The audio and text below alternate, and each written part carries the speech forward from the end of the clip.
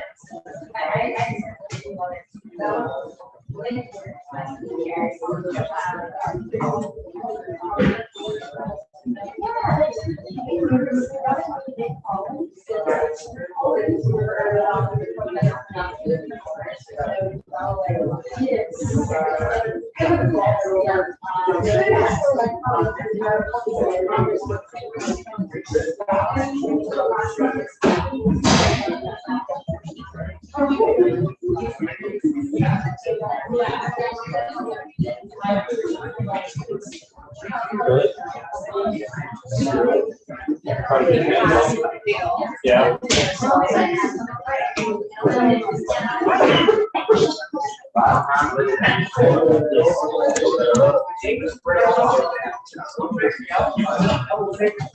Right here.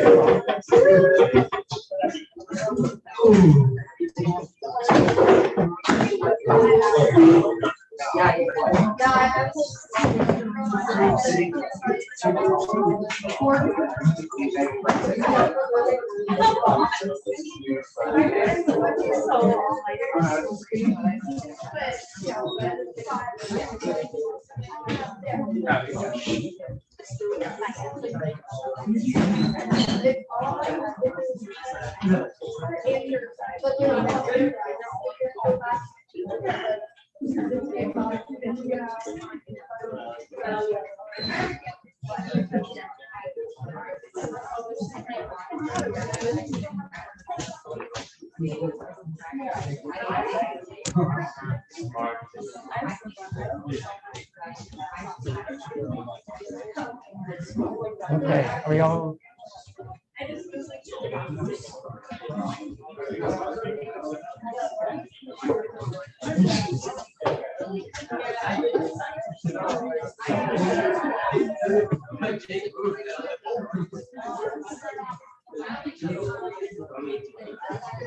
Okay, so okay, welcome to the last class. I guess it's the final exam period, but we're treating it like a class. So this is the last one. Kind of exciting because I think I remember vividly the first class we had and it was dead quiet and we were all sitting in a row. No one was talking to each other. And so it's exciting to see everyone got to know each other this semester. So I think that's really important for studio and building a culture here. So good job. And so I want to just kind of review a little bit of what we did this semester, some of the course goals and how I thought about the course and kind of to wrap things up maybe neatly. And then we'll do the tutorial and then talk kind of about the future next steps. So just some announcements before we get going. We're returning the drafting boards after class, but thanks to Nate, we did it before class. So good job. Thanks for doing that. We're going to be handing out the history of modules part 1 grade at the end of class. And what I mean by part 1 is that it's pretty much everything before the documentation. So we'll be emailing you all the documentation part of that grade later this week. So basically that's if the sites module was 20%, the spaces module was 30%, history module is 50, you're getting back 40% of the history modules today, and then later we'll get you the rest of the 10%. Okay, does that make sense? And then I'd like everyone to clean out your desk and your rolling storage like by Friday. So you can't leave things here over the summer. So please clean that out. And then when you come back in the fall, you can have access to those again. And then I'd like everyone to remove your pinned up work by next Monday. And so if you need to remove it sooner because you're going out of town, that's totally fine. And I meant to talk to Nate, Becca, and Jocelyn. We need three student works to save for the accreditation and future teachers. And so if your project gets sort of selected to be sort of taken and put into the archive, we only need it for like 3 years. And so when you're a junior or senior, you can have it back. So we'll just kind of hold on to it for a little bit. While I'm doing this, can you think of like one student group to take? And so that the idea is that like the thing that we did here, so if anyone kind of stepped into this class in the future, they would kind of be able to look at the work and see the sort of amazing mapping and drawing and modeling that we did. So, and if anyone's been in that back room where the models are, you would join that. So, so just something to be aware of. And so those are the announcements. Nate, Jocelyn, Becca, is there anything that I'm missing that I should have on here? Okay, good. Sounds great. So, I want to talk about some of the course goals, kind of break down the way that we thought about architecture media and when I say architecture media, I mean like mapping and drawing, sections, plans, elevations, address some of the themes of the course, and then talk about studio culture in general, and then do that QGIS tutorial. And so that's the software that I use to generate a lot of the maps. So, and so just as a review, this course hopefully is part of a larger sort of segment of the curriculum. And so there's 3 sequences in the program. So there's technology, studio, and humanities. And so this was a studio course. And the technology and humanities courses sort of plug into studio. So they should start to help you build up your projects and make them increasingly more real and complex as you go forward in the curriculum. And so you'll be taking more technology classes in the future, and also more humanities projects. And so those of you who haven't taken theory of drawing, you'll take that next semester. But I think the thing that I really wanted to talk about is that, in some ways, this studio really sets up for the foundation studio next semester in the spring. And so we really looked at larger sort of scale systems, right? We looked at the things that surround and produce architecture, all the things that we maybe think about, we don't really necessarily see right away when we look at a building, but are all part of how a building would be put together, and all the sort of effects, whether local or far away, that happen.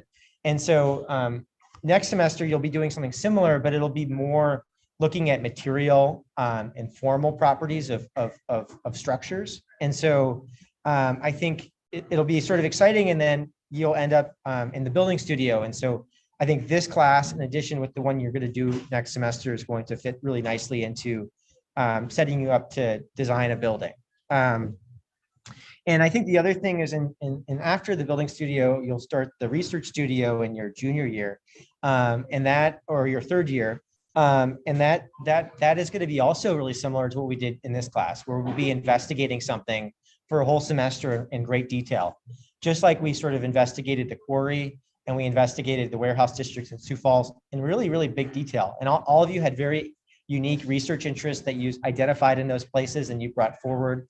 And so I'm really, the way that this class is sort of set up is it hopefully is a foundation for the future architecture courses that you're going to take in the rest of the curriculum here at the Department of Architecture. So yeah, we'll go from here to here, and then you'll be in the foundation studio. So just as kind of a context of why, what this class is trying to do. And I want to return to the idea of design and practice. I don't know if you remember from the first lecture, I asked you all, what is practice and what do we mean by practice and design? Can I get maybe one person who feels comfortable or brave enough to answer? Does anyone remember what we said? or maybe you have a new definition that you came up with on the spot right now, or maybe throughout the class.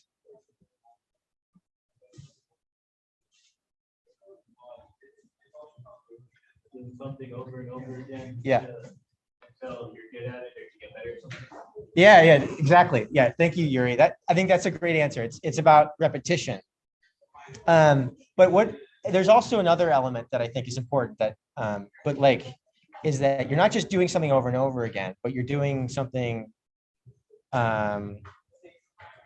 you're applying something, right? You're applying ideas. And so I think the definition, if you look in a dictionary, is the actual application or use of an idea, belief, or method opposed to theories. And so you're doing it over and over and over again, right? Which is what we did in this class.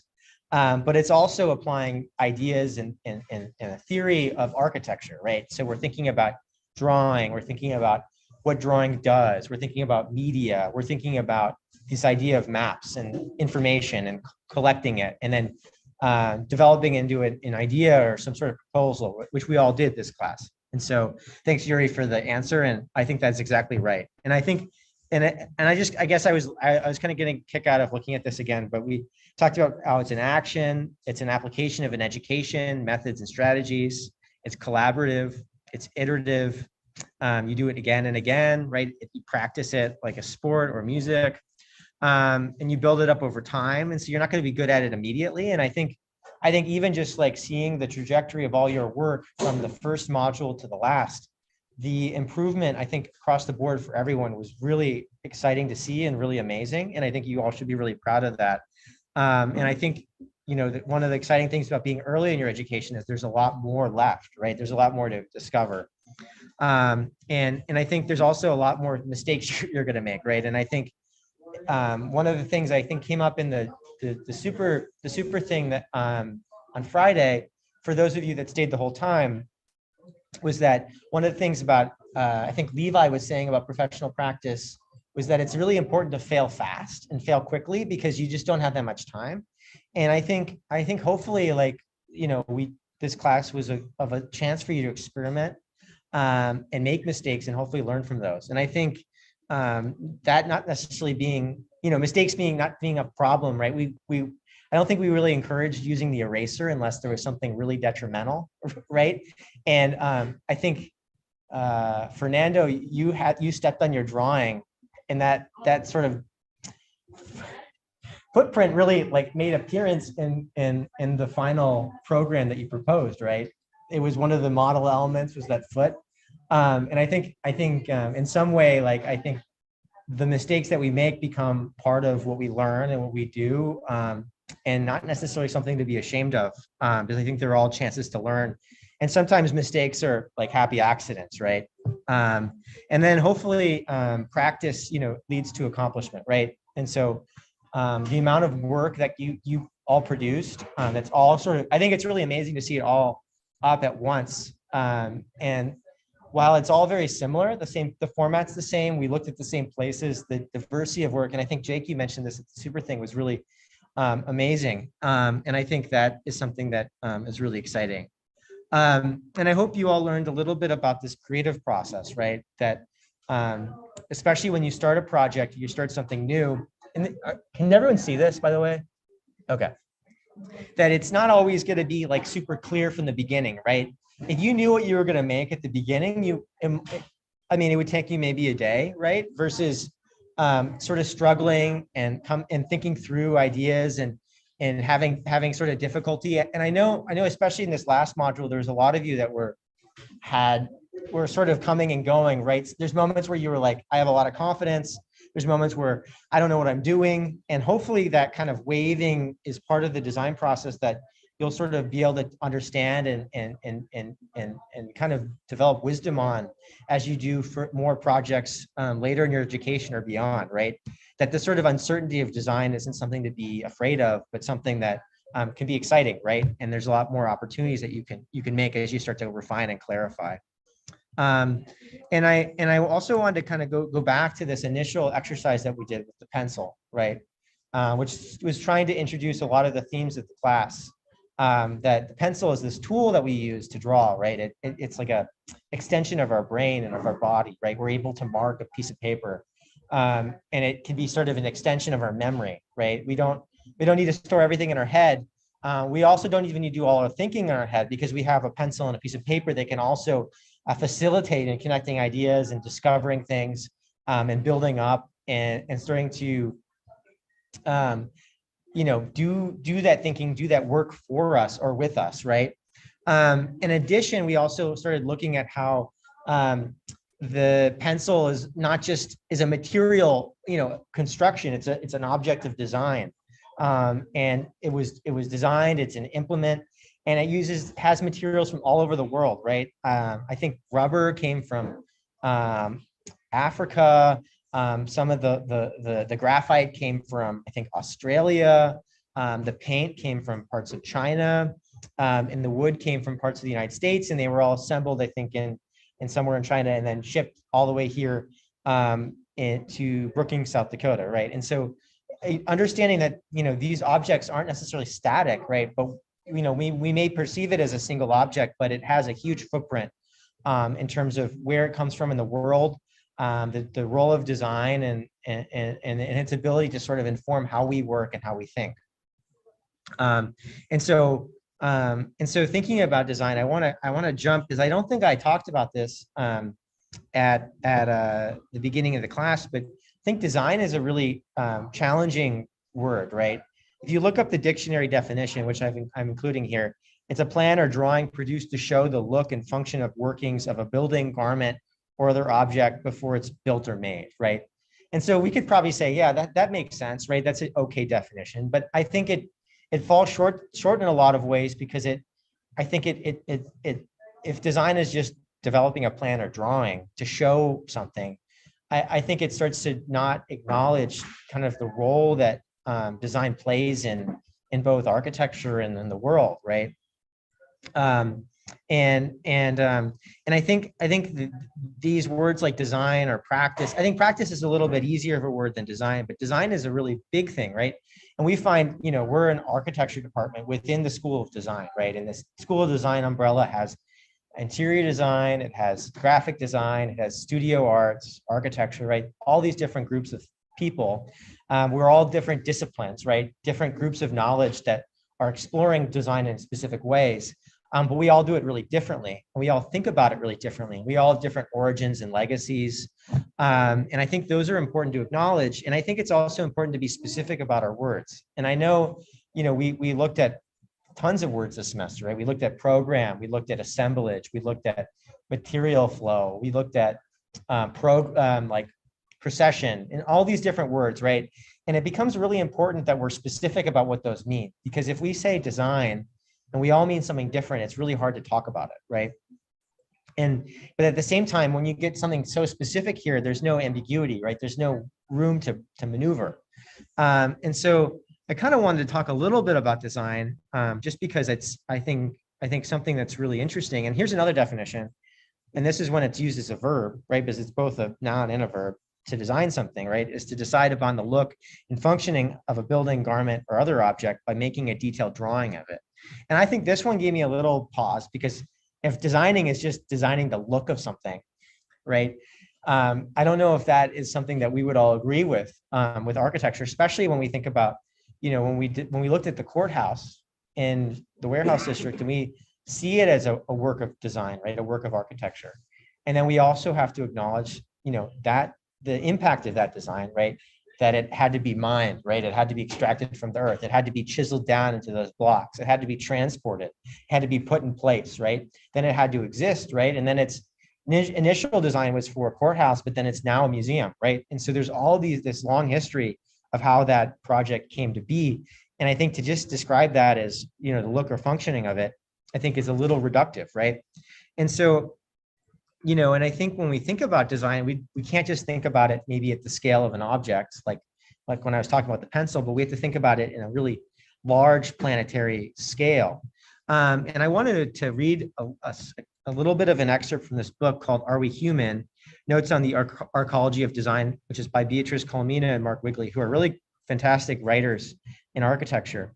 And so I was kind of looking into like design and like how to explain it, because it's a big concept that they they kind of jump to the biggest possible explanation of design. And they sort of suggest that design is a fundamental aspect of being human.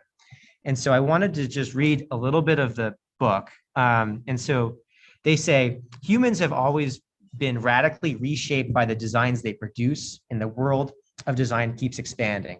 We live in a time when everything is designed, from our carefully crafted individual looks and our online identities to the surrounding galaxies of our personal devices, new materials, interface, networks, systems, infrastructure, data, chemicals, organisms, and genetic codes.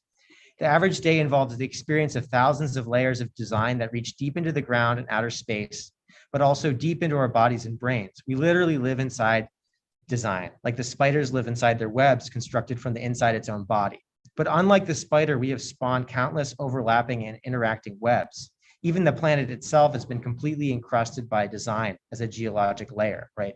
We call that, I think, the Anthropocene, right? This layer of human activity. If you've ever flown a plane, you just sort of see all the human, right? Human-made infrastructure surrounding the planet.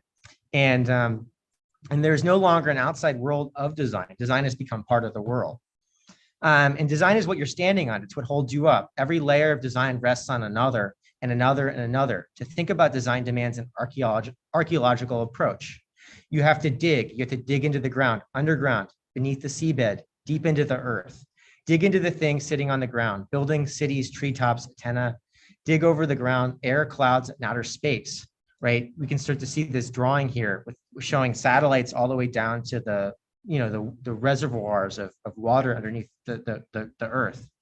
And then dig into the invisible layers, right? Data storage, formulas, protocols, circuits, spectra, chemical reactions, gene sequences, and social media posts. These are all aspects of design, right? And you kind of, the more you dig, the more you learn.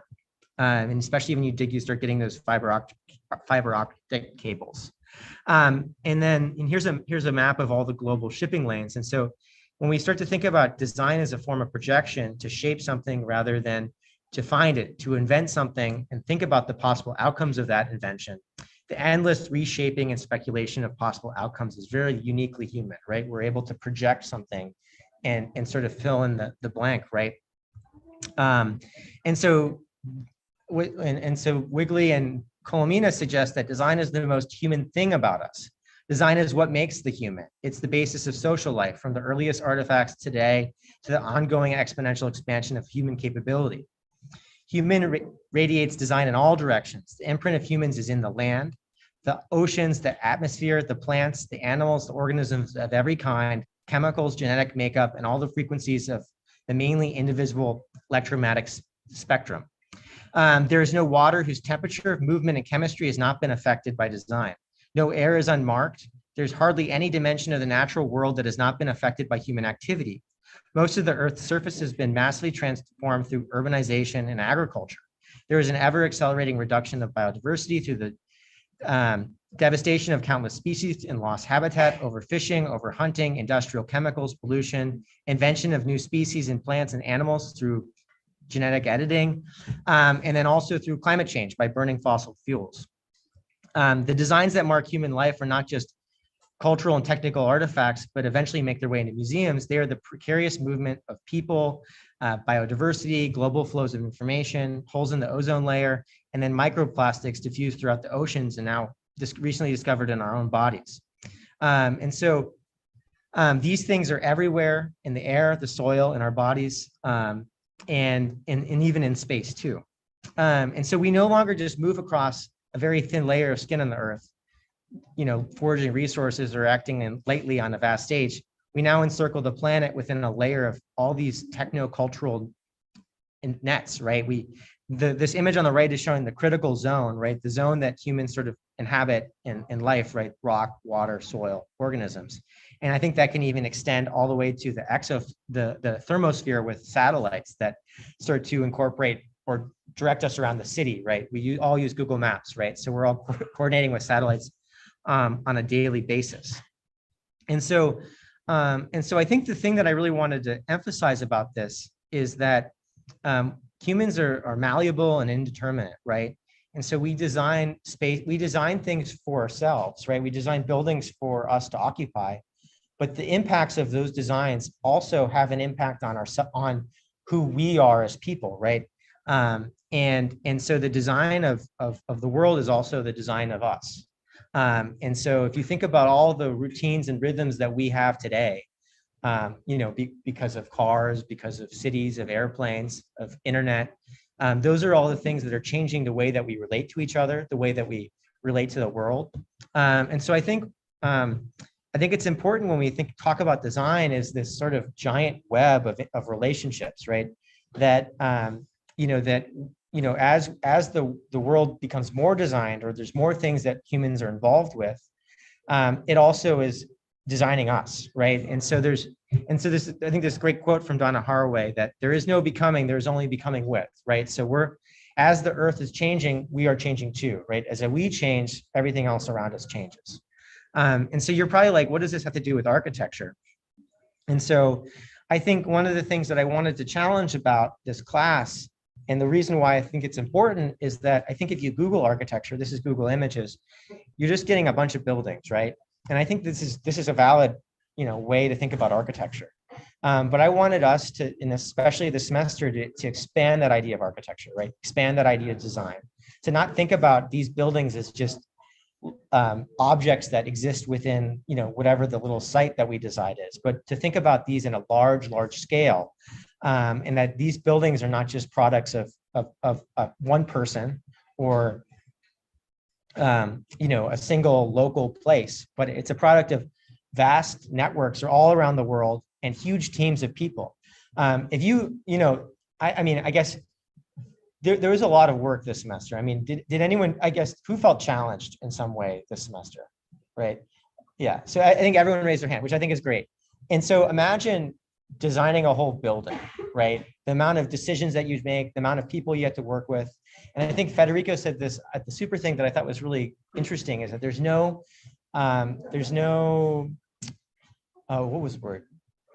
Yeah, thanks, Nate. There's no prodigy architect, right? There's prodigy musicians, there's prodigy painters, artists, who are like fantastic at age 10, right? But there's no one that's like really good at architecture at age 10. And I think that's a really important point to make, that architecture is just this vast system of all these different people that come together, all these different materials that come together all around the world, to produce a space that we can inhabit, right? And so when we think about the scale of architecture, I guess that's one of the things I want you to think about, and especially, in your education, as you get farther along and you start maybe working on a building studio like this, that when you're focusing on like a detail over here, yeah, like this, right? So this is a detail section that's showing you the structure, showing you the glazing, the roof, where the insulation is, the metal decking floor, and ceiling, showing you all this detail about it. That we don't forget about the large scale systems that are also making this possible, right? And so designing this is also designing that. And so I think it's really important that we have this relationship where we're able to think really small and also really big. And I know you all did that this semester, because as you were drawing on these vellum sheets, you were not just thinking about the lines that were maybe inches or feet long, but you were thinking about how those represent things that are hundreds of miles long, right? Or 350 feet deep, right? When you drew that section of the quarry, you're not just thinking about that, how that is represented in the drawing, but you're also thinking about it in real life. And so I think those are really important skills and really important things to carry with you as you go forward. And so I think the big question was, what surrounds and presupposes architecture? And I think the way that we looked at that was through Quartzsite, which is, hopefully you all are now familiar with, that this is one of the big, things that have produced and is, really important development of Sioux Falls, and that it's, 2 billion years old. And, it's part of this, reciprocal landscape, right? And I think we gave the example of, Broadway, and then this island in Vindelhaven, Maine, that Jocelyn and Becca did a fantastic job sharing. And that, we also live in a reciprocal landscape here too, right? The excavation of the quarry, the production of that pit is also producing the city that we got to explore. Some of you live in. And so I hope that, and I know you've all read this quote probably a million times because it was on the website, but I think this is a fantastic one, right? That everyone knows, especially architects, and you're all, I would say, although you're not legally architects, I think I would say, I'll say you're architects. That everyone knows, especially architects, of course, that a building is not a static object, but a moving project. And that even once it has all been built, it ages, it's transformed by users, modified by all that happens inside and outside, and it will pass, be renovated, and transformed beyond recognition. And I would even add that, when we look at these mountains, this is like Sioux Falls before it happened. There's pieces of Sioux Falls in here if we just rewind the time. So that was kind of a review of some of the course themes that I guess I wanted to make you all to take away. And then I just wanted to talk really briefly about media, and this hopefully transitions into the tutorial. But that media, plan, elevations, sections, and maps, these are all drawings that we use this semester, right? And I think it's really important that we understand that each of these different ways of drawing limits information, right? It helps us clarify information. And then it also helps us see the world in a specific way, right? And I think the thing I guess we spend a lot of time doing is mapping, right? And I think mapping is a really fantastic tool and a media that architects get to use because it helps us really see a lot of information at once and start to connect the dots between things. And then also generate new ways of understanding this environment and systems that surround us, right? And I think it's really important when you start to draw things, and especially when you're in the building studio or any sort of architecture studio in the future, that you start to think about what do these specific types of drawings do for you? What are they showing? What do they allow you to do and think? Because I think one of the things and I know I've mentioned this before, is the way we draw impacts how we think and what we think about, right? And so different types of drawings, different types of media influence the way that you think and the way that the information that you're presented with, the things that you could possibly respond to. And so, and I hopefully those of you who've taken Architecture 101 are very familiar with all these different media types and how they start to fit into a historical context in architecture and how those things can be brought forward in the future. And those of you that will take that class next semester, hopefully you'll have a chance to think about that more. But I think in this class, we spent a lot of time thinking about maps. And I think maps don't merely inform, they propose. They don't offer a neutral representation of reality. They construct reality in a particular way. And I think you all did a fantastic job of this because none of you had a neutral position, right? Or I think most of you didn't, right? You all had a certain narrative that you were looking at, right? Whether it was water, whether it was people, whether it was looking at, the conflation of people and territory, or people and material, or how material produces a territory. These are all specific agendas that you've developed through the map, right? And so you can't present reality as a whole, right? It's really hard to present everything, on a piece of paper, but you can inform a specific particular part of reality in a particular way. And I think what hopefully we did, and hopefully you've all gathered this, is with the final module in the histories module, you had a chance to use your maps as a way to propose, right? To make connections and propose a future that maybe doesn't exist yet, or won't exist, but maybe you want it to exist, and you start to insert it into the world. And I think these are, really important sort of ways to be really conscious and really specific about the way that we use media. And so I'm going to jump to the GIS now as a way to kind of connect some of this information. So I'm just going to do some shuffling on my computer and it'll be up in a second.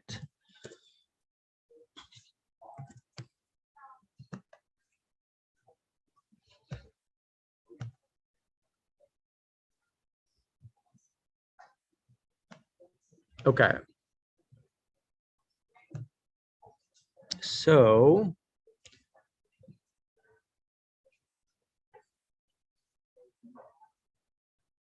let's see.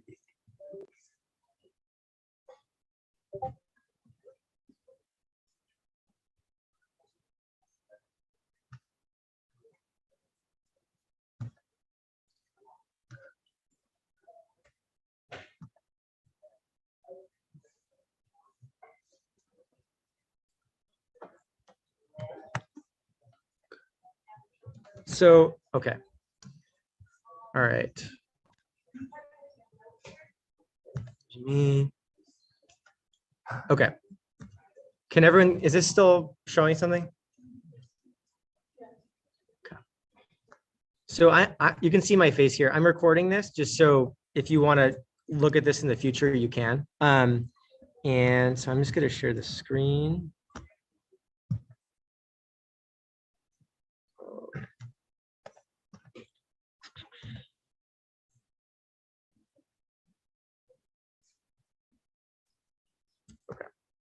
Okay, so first things first. So QGIS is like an open source mapping software, and so GIS means spatial information system, I think. Yeah. Oh, geospatial information software. That's what it means. Okay, so you can basically go to just Google QGIS and you can download it here. And so it's an open source. I think the more advanced one is ArcGIS. So if any of you go to a different institution in the future, you might have access to ArcGIS. But so QGIS is cool though, because if you learn it, you'll have it for life because it's free. And so this is how I made all the maps that you looked at, all those layers, that underlays that we did for the semester. And I think it's important. The reason I want to show this to you all is I want you to have the agency and the skills, or at least to like know the things to ask and to know the places to look, so that if you ever wanted to do this again on your own time, or if you ever wanted to incorporate these kind of maps into your future work, that you can do that. And so I want to make sure that, I think you learned a great deal about drawing this semester and modeling, but I also want to show you, the tools that you can use to get that information. And so you can download QGIS here, and there's a lot of really great tutorials. There's a lot of really good resources online to help you learn it if you want to. And so this is going to be a really quick overview, and it's not going to be the most advanced tutorial, but it's going to hopefully get you started or at least familiar with how it works. So when you load up QGIS, like you're going to get kind of a blank place, right? It's going to be empty. And so usually the first thing that I like to do is I like to bring in OpenStreetMaps. And so OpenStreetMaps is the thing that I think you all were looking at that had a lot of the city data, right? It was showing you the roads, it was showing you where the rivers are, the train tracks. And so this is a really good resource, and it's open source. And so the way that we would do that is we go to these XYZ tiles, and then you just make a new connection. And so I already made a connection, but and so we'll edit it. And so you get to name it, and then you have to give a URL so it knows where the database it's pulling from.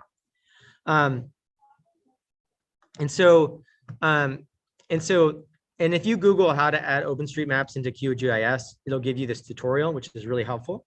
And so basically, there's all these tile servers that you can pull from. And some of them, that are in green are open source, and some of them you need to register. And so there's lots of options, but the one that I used is the first one, OpenStreetMaps. And so you basically copy this link, and you want to remove the $signs, and then you copy it into here. And so once we do that, we can throw OpenStreetMaps into the layers. So you see how I dragged it here? So this is sort of like Photoshop or GIMP, right? We have layers. And so now we can zoom in and we have the whole world, right? And so I'm going to zoom into Sioux Falls just because that's where the data that I'm going to be pulling from is. So now we have all this information about Sioux Falls that you saw. And then the other thing I'll show you is how to get Google Maps satellite, which is another good one. So, and so again, I always like to use Google. So if you Google how to add Google Maps layers into QGIS, it'll give you a bunch of links here. So we have Google Satellite, Google Maps, Google Satellite Hybrid, Google Train, all these different ones, right? So for this instance, we want to use Google Satellite. So you'll copy that link, you'll go back to QGIS, and you'll add a new connection to XYZ tiles. And so I already have that, so I can throw that in here. And so you can see that the Google Maps is uploaded, right? So none of this is really radical stuff, but is important. Okay. And then you can turn them on and off, based off of, what you need. So I'm just going to turn the Google Maps off right now. And so the next thing that you can do is there's tons of online data that is open source from municipalities, from cities, from governments. And so, for example, if you Google City of Sioux Falls GIS, which is where I pulled a lot of my data from, you'll get this, it'll basically take you to this DataWorks Sioux Falls. And it's the authoritative source for all things data. So think about that. And so for example, if you just type in parcels, you'll get this parcels map, right? And so if you click on it, it'll take you to this online web-based app showing you all the parcels in Sioux Falls. And so you can like see it here, right? And who owns it and what and everything like that, right? And this is in the city data map. And so what you can do is you can download it and you'll get these options. So CSV is like a spreadsheet. KML is like a type of, man, I'm not an expert at this, but KML is another file for geospatial information. Shapefile and GeoJSON, which is another one. And so I'm an architect, so I just like learn these things to use them. So I'm not by any means like a GIS expert. Some people get like graduate degrees in that. But so I like shapefiles the best. So I would recommend using a shapefile when you have the option. I think KML is another good option, but shapefile is the best. And so you can download it. And so you can have it generate a new data set, or you just download the one. So I just download that one. So I already downloaded it. So what we can do is I can open up my downloads folder, and I have this parcels map. If you can see this like zip file here, can everyone see that? Okay, so check this out. I'm just gonna drag it in here. Did that work? And now it's loading. Hopefully it doesn't crash. So we got it. So here we go. They're all there. So these are all the parcels for the city of Sioux Falls. And so we have access to all of them. And so one thing that's cool too is you see how they came up with this green color. Maybe you don't like the green color. There's this thing called layer styling. We can change it. So does anyone have a good color? Red. Red. We want red. So now they're red. So you can like change a lot of things, right? And so this is how you can do a gradient. You didn't like red? How about this? So you can get kind of weird. You could do hatches. So these are just like ways to do this. And so I'm just giving one example of like how you would input the data, and it gets a little bit more complicated with other data. But if we go back out, if you wanted anything else, right? There's bus routes. I think that was one, right? You can download the bus routes. The contour lines for the elevation you can download. So there's all this information that you can get, and it's not just Sioux Falls, but everywhere, I think, in the country and all over the world. So, so this is, we should say this is our map, right? And so I'm just going to make it outlines. So we can do that, and then you can change the opacity. So maybe it's a little bit lighter. And I think we can change, yeah, we can change the line. So I think it's a little wide. They're kind of thick. So let's just reduce that like to 0.5. So a little thinner. I think I like that. Okay. So now that you have the map, we have all this parcel information. We can also do a couple of things with it if we want to learn more. So up here, there's an identity features tool. And so we can click on it and it'll give you all that information, right? Who owns it? David Olson owns this. What's the address? What county is it? So you can kind of get information from that based off this map. Okay. So we got all the data that we want in the map, right? And so maybe we don't want the OpenStreetMap, maybe we want the satellite. So let's just go with that. So we have the satellite with the parcel lines, and maybe we can't really see it. So Fernando, we're gonna go back to red. So now we can see it a little bit better. And so in order to get it on a sheet, we need to make a layout, because right now we're just like working with a giant map, right? We can keep zooming out and it's like huge. So how do we make it a little bit smaller or specific? We'll go to layouts. And so you want to make a new print layout. And so I've already made one. So just pretend like I click that and you'll get to here. and so this is the layout that I made. And maybe and so what you can do, depending where you click, right now I have a page size. This is 24 by 36 and it's in inches. And so we can sort of make our page size for, and so we can change this, right? So if we want it to be maybe 24 by 24, you can see how the page size changes, right? And then you can basically, I think you find, let's see. And so in order to put the map in, you just click on add map, and then you just drag and drop, and then you get the map. And so I already have one, so we're not going to worry about that. But you can see here's the map. So another map. And so you can put it on this sheet of paper, and then and you click on it. One of the things you need to do is there's a tool here called move content and item. So when we have this selected, we can move the map around without moving the container that the map is in, right? So here's the falls, and so it's reloading, and so you can move it around and get it exactly where you want it. And so I'm gonna go back out of this to just normal because I want to adjust something. And so here's the scale, and the scale is kind of tricky because it's just a ratio, and this took me a while to learn. So if you want the ratio to be 1 inch equals 100 feet, that means that you want to do, what's the ratio there, right? So if you'll have to multiply 1 inch, you have to convert the 100 feet to inches. So it'll be 12 times 100 is 1200. So it'll be 1 to 1200. So right now I have 1200 scale. So that's 1 inch equals 100 feet. So you can kind of calculate that however you want. And so that's the scale. Let's see, is there anything else? And so we just say like, I don't know about the satellite image. We want to do the OpenStreetMap. So we just trade them out. We go back to the layout, and then we press refresh here. It'll reload, and then we'll get that new map, right? And so what we can do now is we can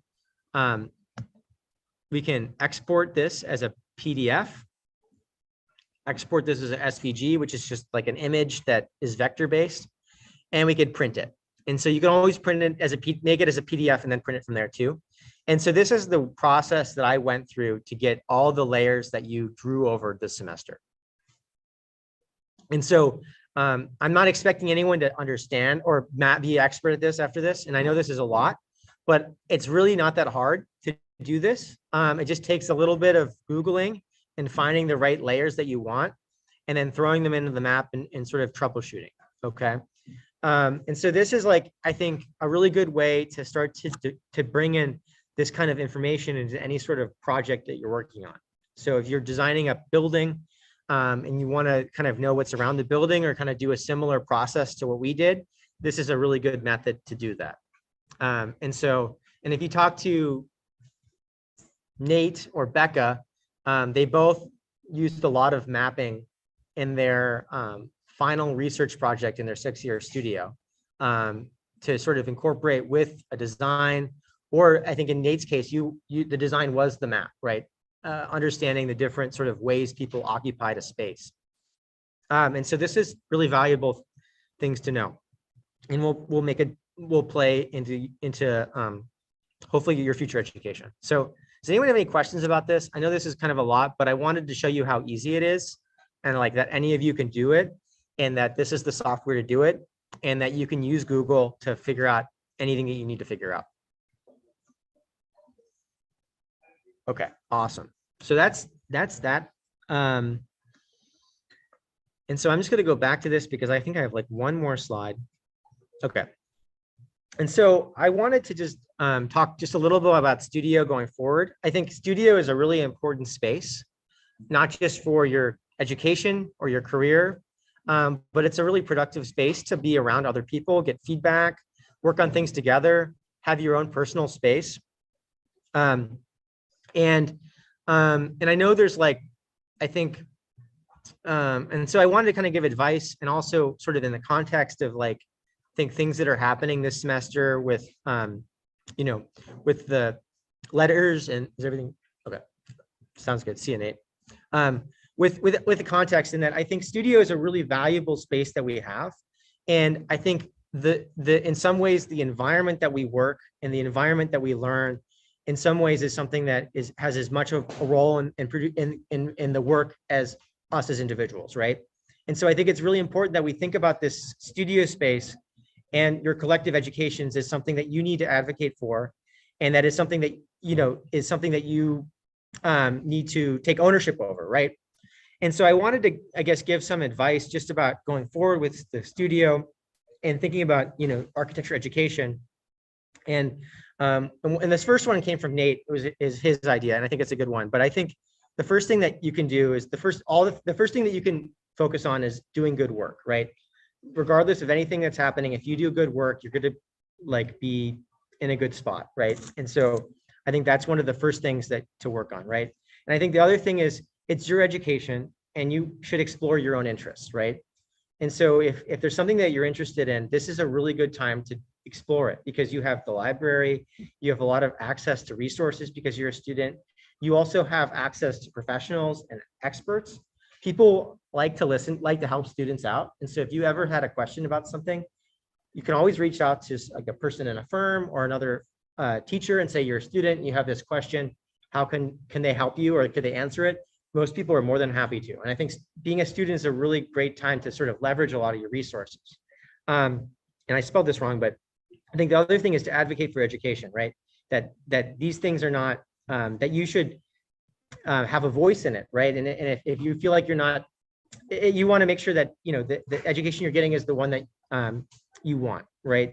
And so, and I think throughout, at least when I was in school, I was always trying to curate and talk to people and meet out, like seek out professors or people in the school that shared my interests. And I sort of, don't just rely on your classes to be part of your education, right? You're going to have to navigate, outside of classes and university.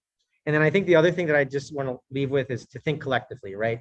That you're a cohort, you're a studio, and that you kind of have to think about yourselves as a unit, right? And that that it's not a series of individuals doing individual work and you're not in competition with each other, but you're all learning together, right? You're all working together. You're all doing things together.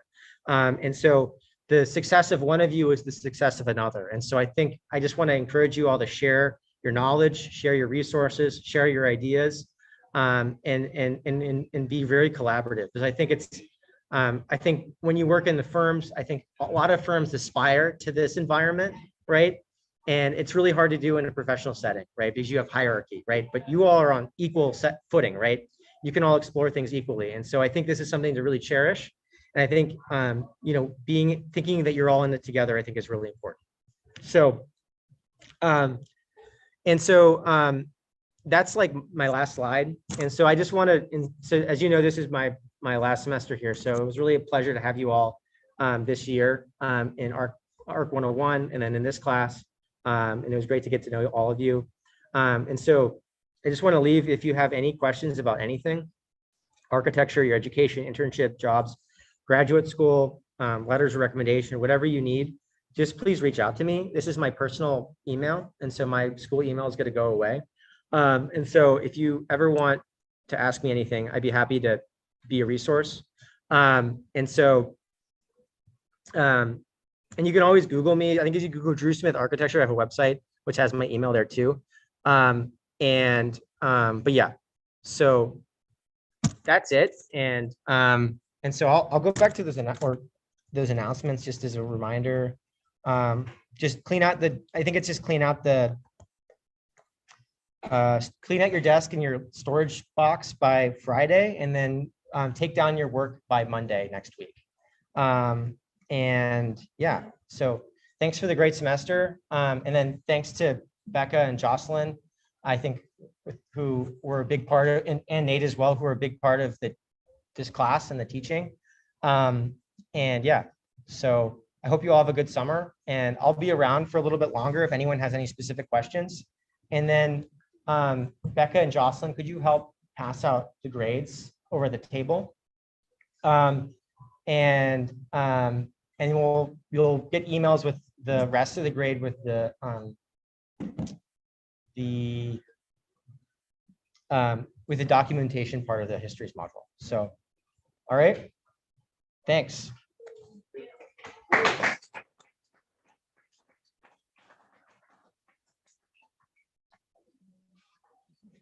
And so I guess for the last time, just can we stack the chairs up on our way out so we can keep it clean?